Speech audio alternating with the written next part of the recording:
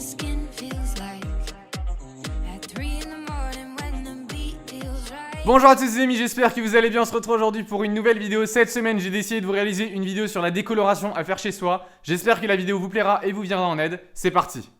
Alors avant de commencer la vidéo, sachez que je n'incite en aucun cas qui que ce soit à reproduire ce que je vais faire dans cette vidéo. J'ai simplement eu envie de faire des petites mèches et je me suis dit que ce serait plus sympa de vous en faire un tuto pour vous expliquer un petit peu le processus. Si vous voulez faire quelques mèches comme moi aujourd'hui, ça peut aller, mais pour faire une décoloration complète, ne prenez aucun risque, allez chez un coiffeur directement, chacun son métier. Vous êtes nombreux chaque jour à nous demander sur les réseaux comment faire un lissage brésilien chez soi, une décoloration, une coloration, etc.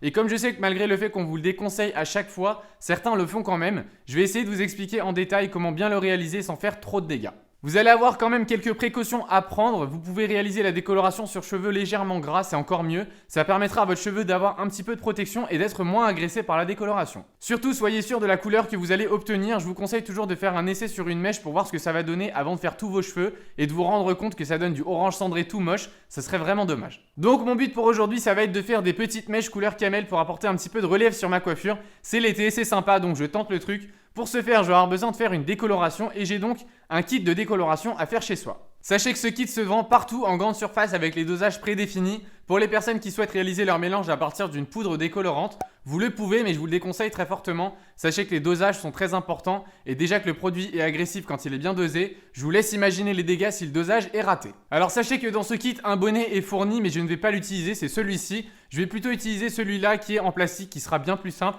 Je pense que vous avez sûrement vu cette méthode un peu partout sur Instagram. Beaucoup de coiffeurs utilisent les bonnets pour faire des mèches. Je pense que c'est la méthode la plus simple et la plus efficace, donc c'est ce qu'on va faire ensemble. Je pense avoir fait le tour de la question. N'oubliez pas de mettre un haut que vous pouvez salir, on sait jamais, la décoloration tâche énormément. Je vais vous laisser avec toutes les étapes à réaliser et on se retrouve à la fin pour en discuter. Pour la première étape, prenez bien soin de coiffer tous vos cheveux vers l'arrière avant d'enfiler le bonnet. Je vous avoue que c'est pas super sexy, mais ça fait l'affaire et c'est ce qui m'importe. Oh, no, no, no, no.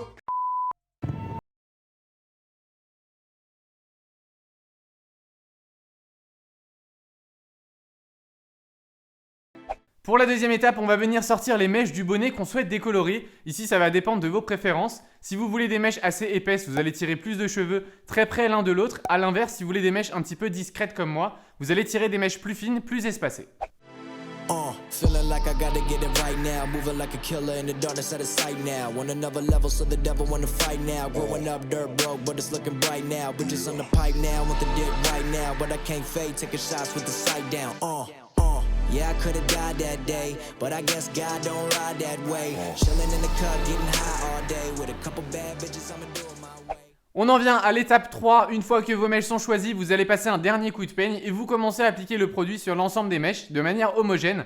Pour ma part, j'ai laissé poser 30 minutes. Faites bien attention au temps de pause, c'est très important. Vérifiez de temps en temps sur une mèche l'avancée de votre décoloration et veillez bien évidemment à ne pas dépasser 1 heure de pause. Driven by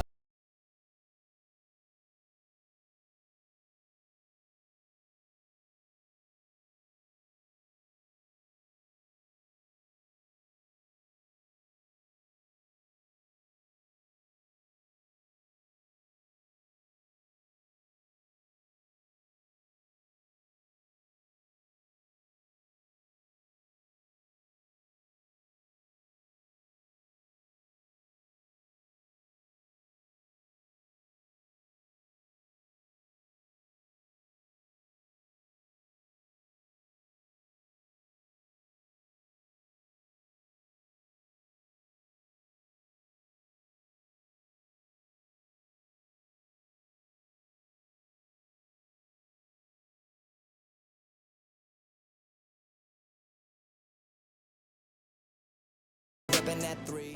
On arrive maintenant à la quatrième et dernière étape, on va vérifier la couleur en lavant une mèche. Si le résultat nous convient, on va rincer et faire un shampoing avec le gel qui est fourni dans le kit.